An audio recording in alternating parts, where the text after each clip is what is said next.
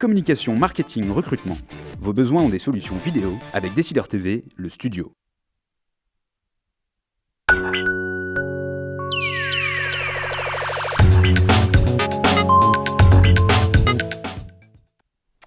Bienvenue à tous dans le Duplex Bourse. On se connecte tout de suite à la salle des marchés de Bourse Direct. Bonjour Romain Daubry.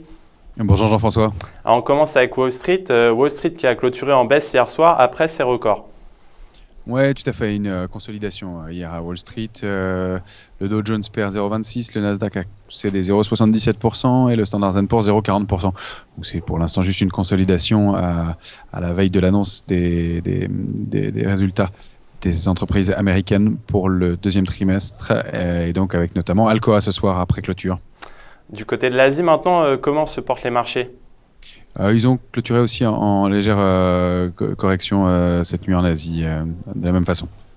Alors, un mot sur la bourse de Paris maintenant. Le CAC 40 est en baisse ce matin, prudente dans l'attente des résultats possibles. Oui, tout à fait. Après avoir ouvert dans le vert, on est monté à 0,25, 0,30% de hausse. Peu après l'ouverture, aux alentours des 4426 points. Il corrige maintenant. On perd 0,40% aux alentours de 4387. Donc, toujours un peu dans le même sillage. Et puis surtout avec des statistiques européennes et françaises qui étaient décevantes. Le déficit commercial de la s'est encore creusé en mai à 4,9 milliards. La Banque de France confirme d'ailleurs sa prévision de croissance de 0,20% au deuxième trimestre et la balance commerciale allemande a elle aussi ralenti, donc pas fameux comme élément. Et puis on peut souligner que hier après-midi le marché français avait décroché. Et les marchés européens notamment vers 14-15 heures, et notamment à cause de l'annonce d'un membre de la BCE qui disait que le recours à un QE n'aurait lieu qu'en cas d'urgence. Donc ça fait un peu paniquer les marchés, pas paniquer mais réagir les marchés on va dire, sachant qu'il y a quand même beaucoup d'autres mesures favorables qui ont déjà été mises en place. Alors il n'y a pas de statistiques aujourd'hui aux États-Unis, mais on attend quand même les résultats des sociétés américaines. Oui, tout à fait. Pas de statistiques US. En Europe, on attendra à 13h45 la décision de la BCE sur les taux. Pas de changement a priori.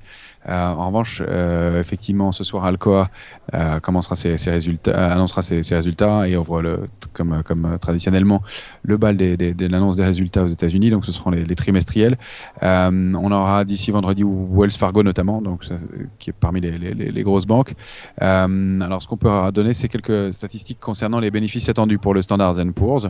Donc, 14 d'entre elles ont fait une pré-annonce négative contre 120 au premier trimestre.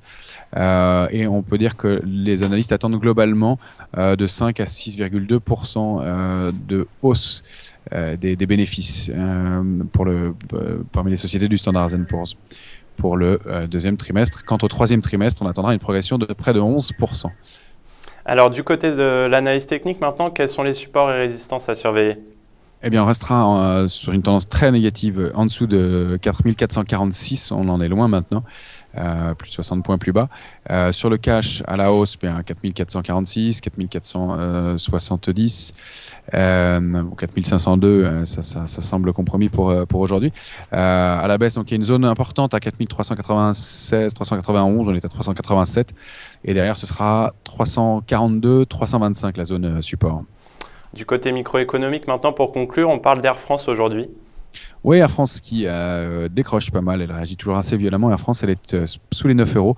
Après l'abaissement de son objectif de résultat d'exploitation annuel, elle l'avait fixé à 2,5 milliards d'euros et il est estimé maintenant à 2,2 ou 2,3 milliards d'euros. Alors, même réduit, ça le rendrait quand même supérieur de 20% par rapport à l'année précédente.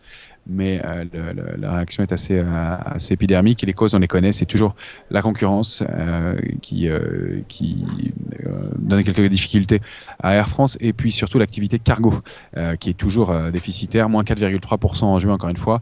On pense qu'elle risquerait de se débarrasser de cette activité.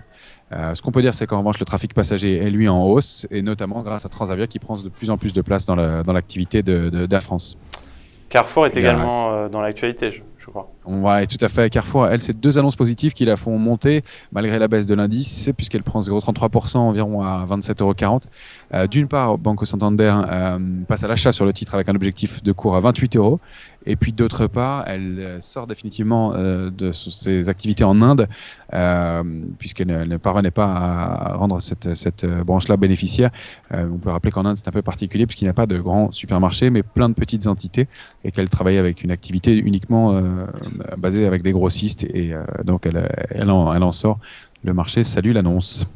Eh bien, merci Romain pour cet éclairage. Très bonne séance à tous et à demain. Merci beaucoup Jean-François, très bonne journée.